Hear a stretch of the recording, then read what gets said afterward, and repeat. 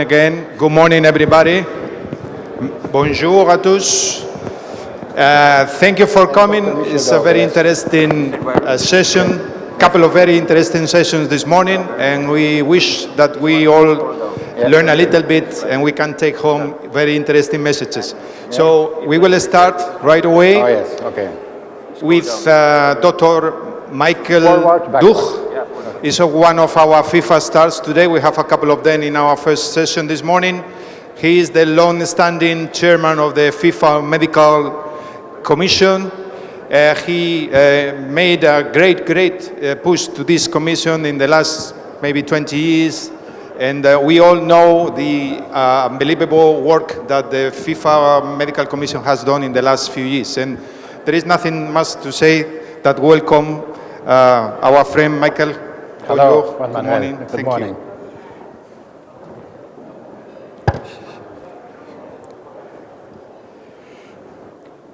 Good morning, everybody. Early morning.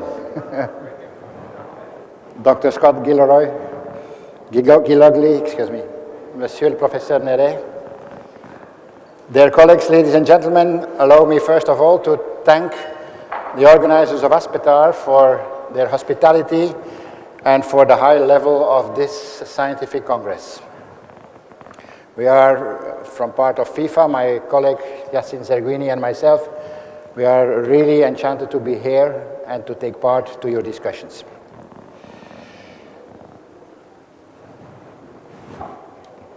Some of you may think, why such a challenging or even aggressive, or even more pretentious title for a conference about sports medicine? Well, the answer is simple.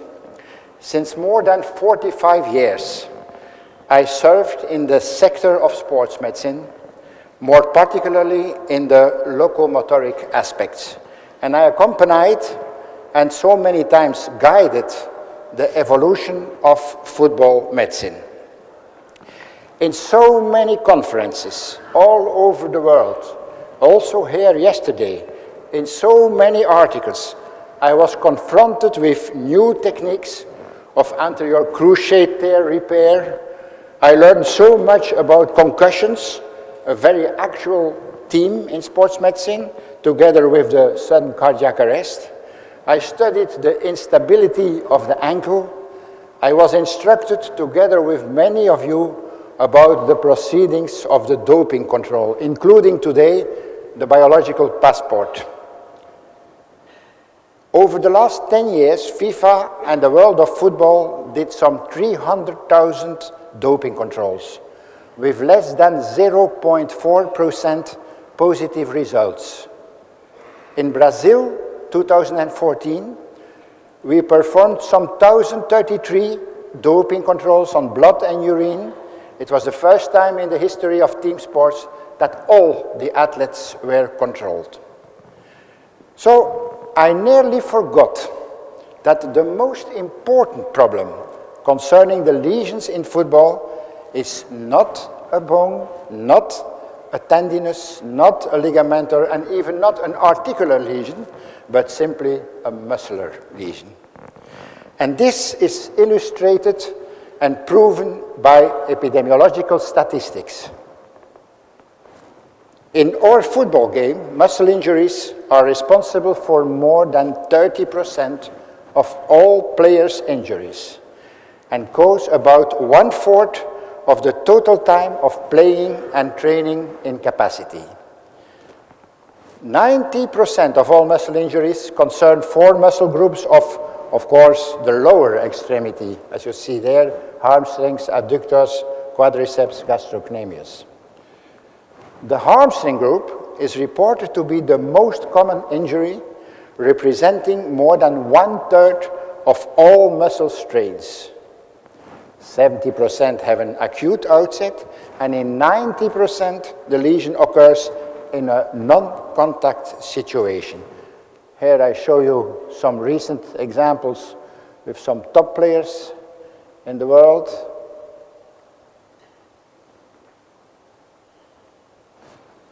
A professional team, and here you see the #1 team on the FIFA ranking, with, excuse me, with 25 players, may expect about 5 hamstring injuries each season, equivalent to 80 lost football days and 14 missed matches. You will immediately understand the sportive and financial repercussion and the consequences on the final result. Most hamstring strains in soccer affect the biceps femoris in some 84%, while the membranosus is affected in 11% and the semitendinosus in 5%. Hamstring injuries have also a high recurrence rate, essentially focused on the biceps femoris. And over the last year, this is important, we also find a gradual increase in the proportion of hamstring strains compared to other injury types when compared to data from studies from the 1980s. Thus, is it then so strange that I call the hamstring injury the #1 lesion in football? Let us first freshen up a little bit our anatomical knowledge. Here you see the different muscles of the posterior side of the thigh. I think this needs no further comment.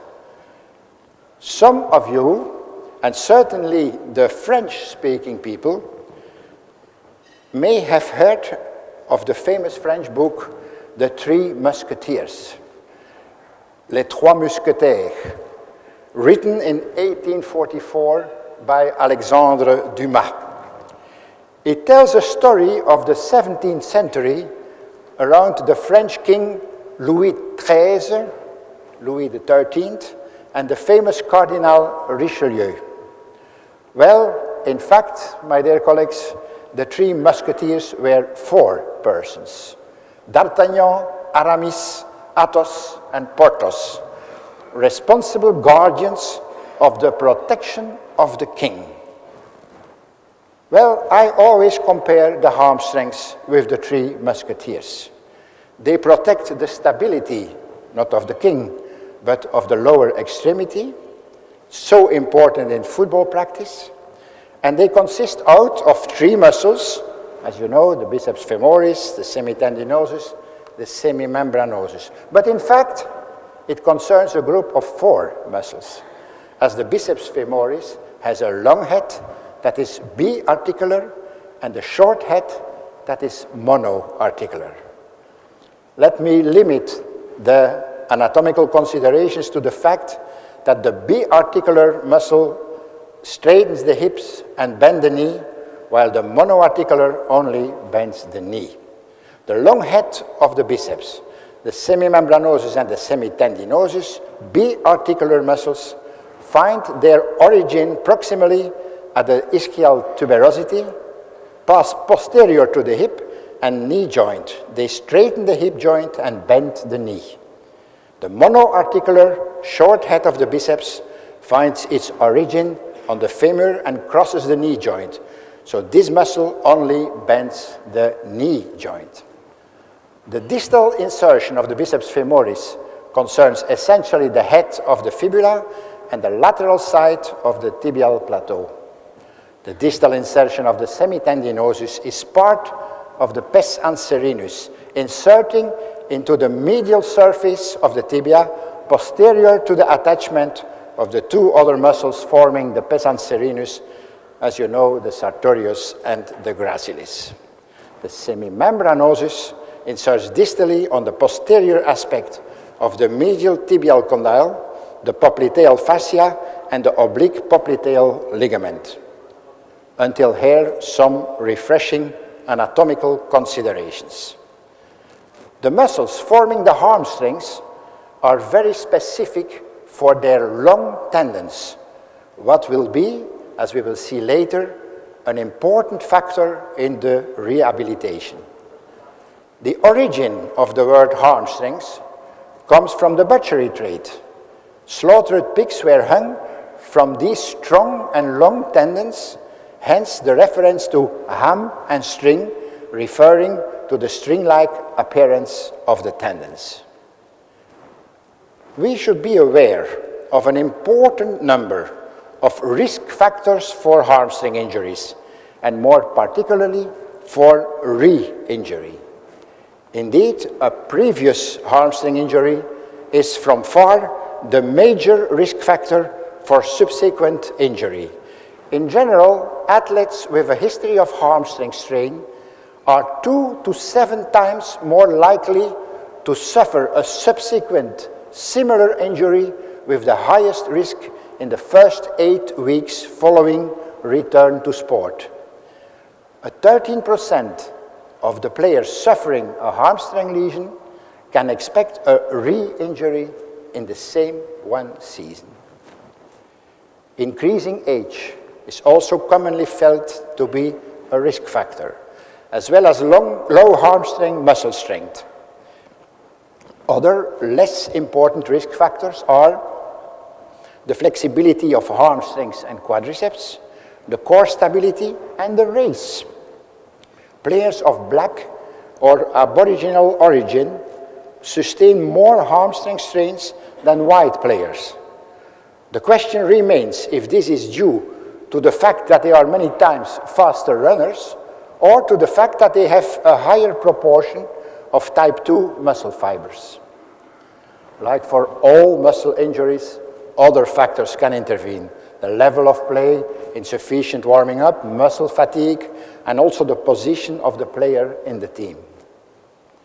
The hamstrings should not be viewed in isolation of surrounding ipsilateral and even contralateral muscle groups.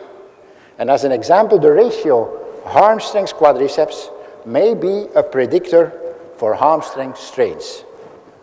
A previous calf strain can also increase the risk for a hamstring strain. So the entire kinetic chain should be considered in relation with the injury risk. The diagnosis of a hamstring strain is classically based on the 3 classical elements: history, clinical examination, imaging. The history is that of a sudden onset of posterior thigh pain, mostly without any contact, and the absolute inability to continue playing. What can be the causes of pain in the hamstring area? Well, you see there are multiple ones. Lumbar disc prolapse, disc degeneration, spinal stenosis, spondylolysis, listhesis, vertebral fracture, anomalies, other radicular and pseudoradicular pains, neurological diseases, neuritis of the sciatic nerve, neurinoma, tight hamstring anomaly.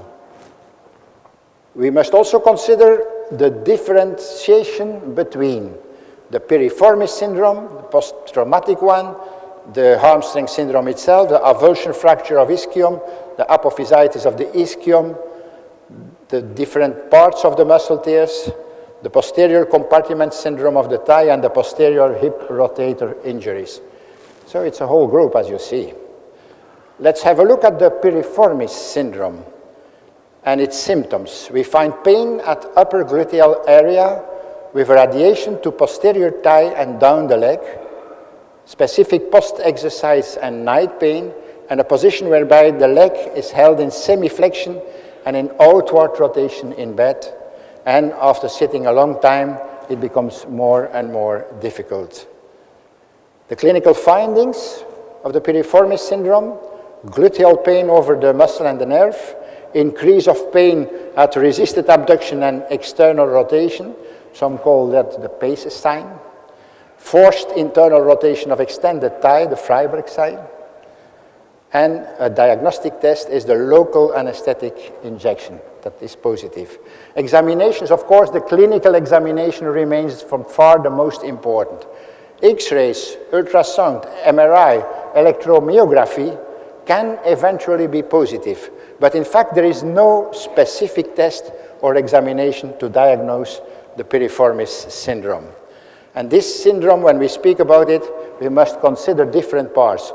Syndrome by overuse, by nerve anomaly, a post-traumatic one, and finally radicular syndromes. Considering the piriformis syndrome, we must know that in 6.2%, part of the sciatic nerve goes through the piriformis muscle, that it can be hypertrophic or its tendon anteriorly thick, that there can be vascular anomalies, and that usually no abnormality is seen in surgery. Now, the clinical examination shows, of course, tenderness upon palpation and pain at resisted hamstring contraction that you can do on different ways, as you know. It's interesting to note that the closer the palpation pain is to the ischial tuberosity, the longer is the time to recovery to pre-injury activity level. The knee active range of motion loss with patient supine, hip flexion of 90 degrees, and active extension of lower leg under resistance, well, when it is less than 20%, than 20 degrees, difference to the uninjured side, there is a better prognosis and less than 2 weeks injury time loss. On the contrary, if it is more than 30 degrees, then over more than 6 weeks injury time loss must be considered. Persistent strength deficits, as measured by flexion extension force measurement, elevate the risk of re-injury. As in nearly all cases, imaging has a triple function: confirmation of the clinical diagnosis, gradation of the injury, and also information about prognosis of return to play. The gold standard was before the echography, but is today certainly the MRI scan. It is generally accepted that MRI scans are superior to ultrasound examination. Important is the prevention of hamstring injuries. Here I can be brief, as the next speaker will describe the predictive factors for hamstring injury. As we have seen when we considered the risk factors, some as age, race, or previous injury are not to be avoided, but others can be trained. The limitation of the range of motion of the hip, the low hamstring strength, resulting in a low hamstring quadriceps ratio. Hamstring strains can very frequently be prevented, essentially by intervention method, targeting the key risk factors, essentially the hamstring strength and the hamstring flexibility. So studies about stretching in professional football teams indicate that correct stretching reduces the injury risk, but the best prevention is proposed by an increase of the hamstring strength, particularly eccentric hamstring strength. More effective, most effective hereby is the famous Nordic hamstring exercise, well known to our Norwegian friend Roald Barr, who is also active here in Aspetar, during a 10-week training program. The subjects are instructed to let themselves fall forward and then resist the fall against the ground as long as possible by using their hamstrings, while their feet are kept on the ground by a partner. And studies showed that this led to a decrease of 71% of all hamstring lesions and even a reduction of 86% of re-injuries. But take care. When you start training this, take care for your nose, because when you fall down, you could have your nose broken. The 11 plus, they spoke already about it yesterday, the famous prevention program of FIFA and FMARC, directed essentially towards non-contact injuries, contained a lot of exercises preventing hamstring strains. And in some statistics, thanks to 11 plus, we see a decrease of up to 50% of non-contact lesions. Let's speak about the treatment. In the treatment of hamstring injuries, 4 aspects should be considered: the medical management, the surgical management, the hamstring rehabilitation, and then, of course, the return to play. The medical management is this one limited to the diagnosis and the decision of return to play, or are there methods available that may enhance recovery? Ideally, the medical intervention towards repair of a muscle injury should be directed towards minimizing degeneration, optimizing inflammation, maximizing regeneration, and of course, avoiding as much as possible fibrosis. Which methods are herefore available, and what are the limitations of these methods? Well, let me first say that there remain a lot of doubts about the following medications that you can read there. A hematoma aspiration can be available tool in exceptional circumstances rather than in common practice, because it is not uncommon for a hematoma to reform following aspiration. And one can wonder what impact this has on the local healing process. The non-steroidal anti-inflammatory drugs have often been a popular choice in the management of hamstring injuries. However, animal models have often shown suboptimal myofiber regeneration and increased scar tissue deposition. Dear friends, you must note that NSAIDs are of very common use in football players. Statistics at the last World Cups show that in some groups of 23 players, simply all take these medications, and some of them take 3 different ones. I am very much concerned, much more than in the use of doping, I am very much concerned by the fact that we see this more and more in the youth categories. It is difficult to justify any role for NSAIDs, particularly given the large number of potential systemic side effects, essentially on the gastrointestinal and urogenital, but even also on the cardiorespiratory system. Intramuscular cortisone, it was already said here yesterday, have in fact a negative impact on muscle regeneration. So we do certainly not support the use of corticosteroids in muscle injuries. There is also no substantial base to advise infiltrations with the homeopathic product Tromil, popular in some regions. To maximize the muscle regeneration, in some places of sports medical practice, actovegin is injected. This is a deproteinated calf blood hemodiacylate that is believed to enhance muscle regeneration. Recent studies with a limited number of subjects support a benefit of actovegin injections. For the moment, we consider it is still in an experimental phase, although it became already a routine treatment in some professional clubs, like in Bayern München. Another method to try to maximize the muscle regeneration is with the platelet-rich plasma, the PRP. The technique of deriving plasma concentrated in both platelets and growth factors is today widely used in some fields of medicine, with some promising results sometimes. However, the use remains an area of research where we strongly hope to obtain a definite scientific support shortly.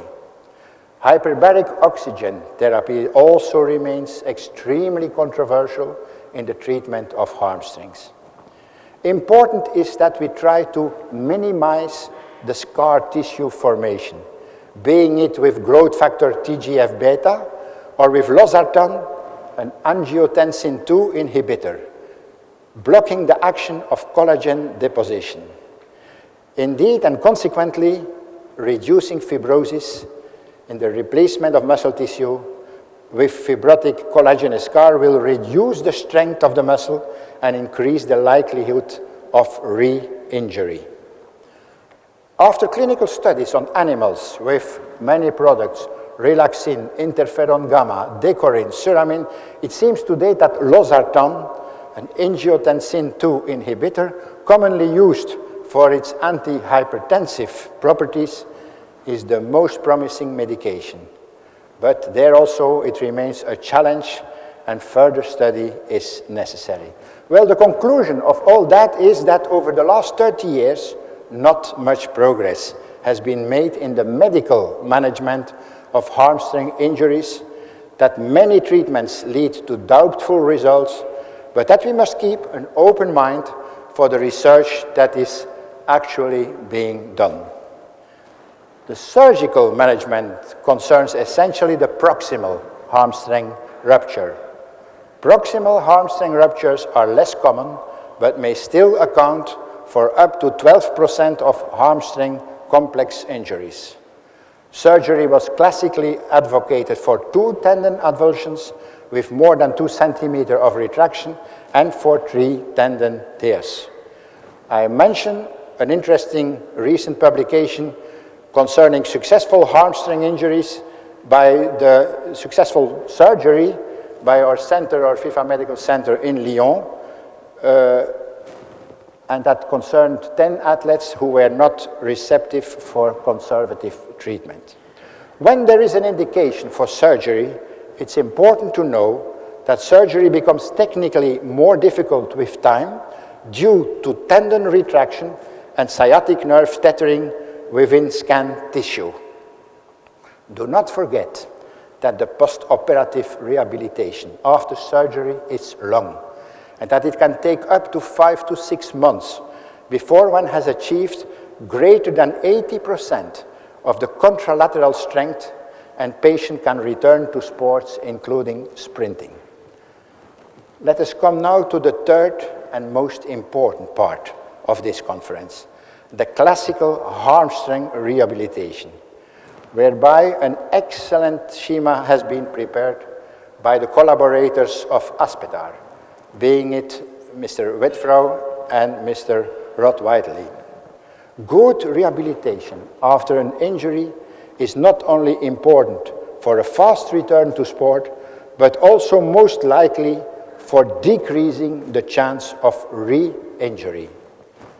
In order to develop a good rehabilitation program, a complete understanding of the biomechanical function of the hamstrings during sprinting is imperative. The long head of the biceps femoris had the largest increase in length, 12%, while the semimembranosus produced the highest force and absorbed and generated most power. This suggests that the pathomechanics of the different muscles are different, and consequently that the injuries need a different treatment approach.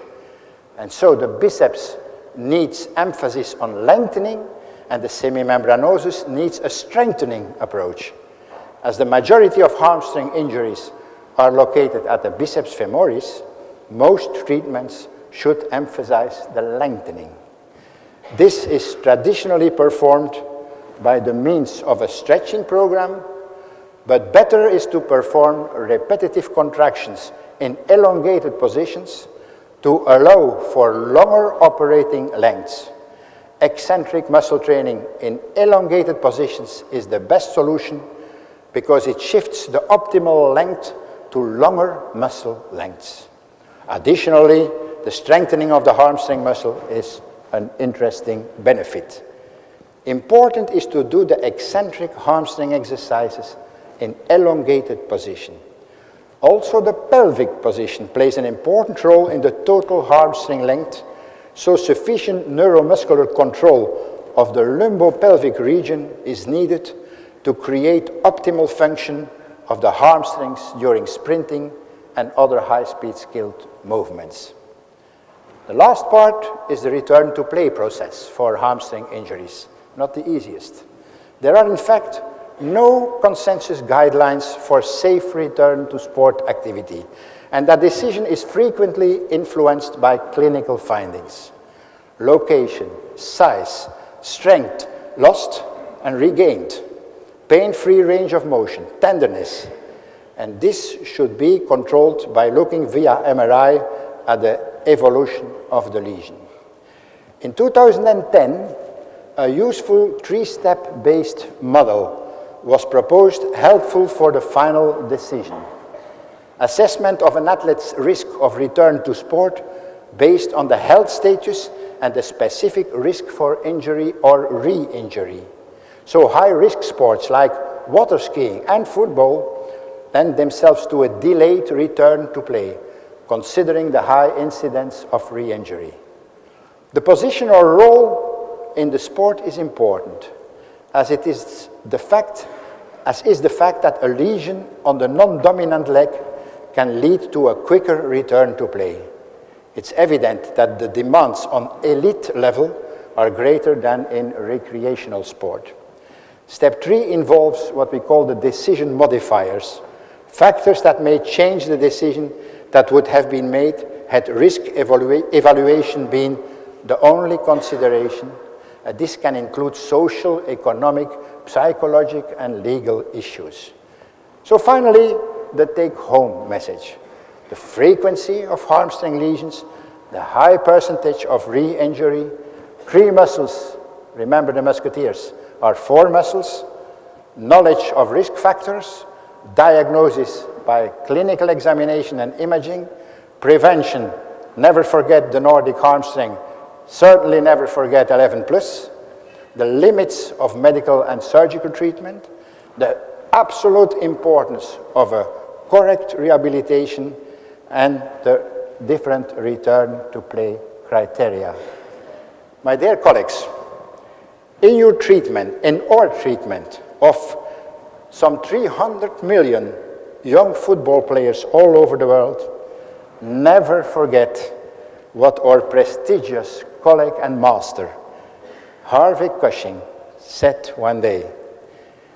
If a medical life is not a divine vocation, nothing is vocation and nothing is divine. Working in the field of sports medicine, believe me, is a vocation. Helping young athletes to fulfill their sportive ambitions is simply divine. I wish you all to work with that divine vocation. Thank you very much.